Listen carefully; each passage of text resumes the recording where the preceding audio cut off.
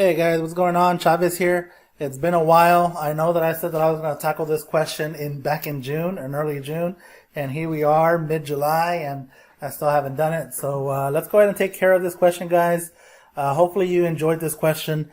So yeah, let's just get right into it, guys. So this is just testing to see if you know your log properties and all that good stuff. It says consider the system of equation, and I have a system of equation here, and they call it a system because you have an x and a y.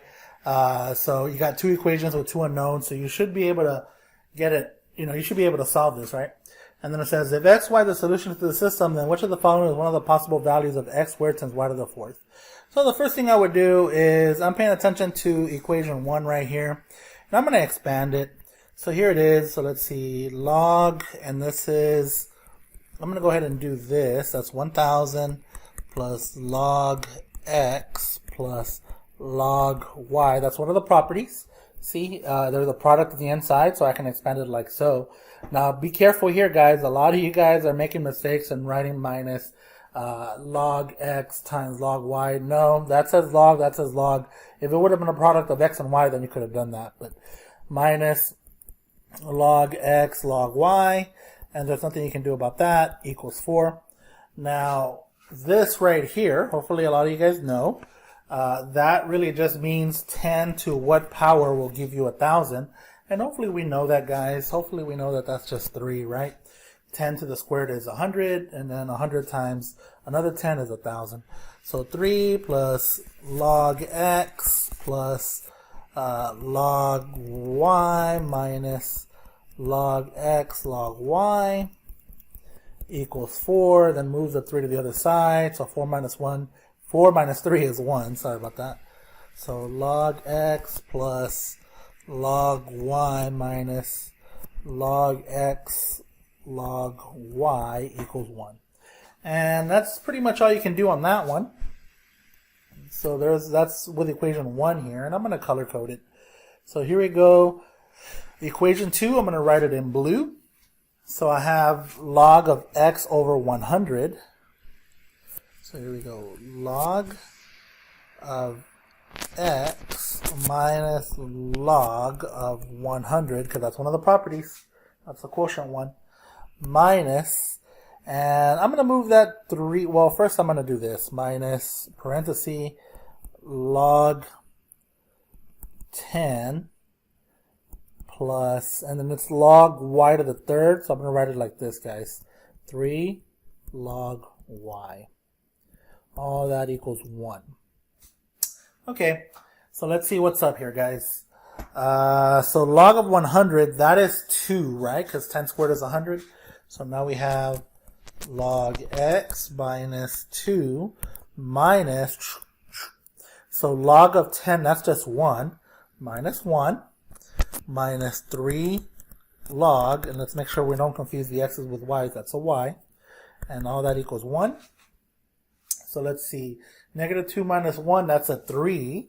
And then if I go plus 3, so I'm going to get this now. Log x minus 3 log y equals, what did we say? Negative 2 minus 1, negative 3 plus 3, so 1 plus 3 is 4. And I'm going to move the 3 log y to the right. So now I have log x equals 4. And then when I move that to the right, it's going to turn to a plus. Plus 3 log y. Oh, there's no equal sign there. All right, so there it is. And now I'm going to substitute that. I'm going to substitute this expression into this guy here, into the log x's. So I'm going to go, and I guess I should use, what should I use? I guess I'll start off with the blue. So to indicate, so let's see, 4 plus 3 log y, and then I'm going to write plus log y, that's just from that, right, minus, and this is log x again, so log x is going to be 4 plus 3 log y, and let's see, I still have that log y here, log y. Oh, and I should have written that in red, right? My apologies, guys. Hopefully you guys are still following along. Equals 1. All right. So here's what I see. I see, and I'm just going to go to a neutral color, guys. I see combined like terms. So let's see. 4 plus 3 log y plus log y. That's another 4 log y. And then I'm going to distribute this. And don't forget about this guy. Minus, so when you're going to distribute that as well, right? So minus 4 log y minus, let's see, I already have a log y there, so minus 3 parenthesis, and then log y times log y, that's going to be log squared. So log y squared. You can put the square after the g, but it looks cleaner that way to me.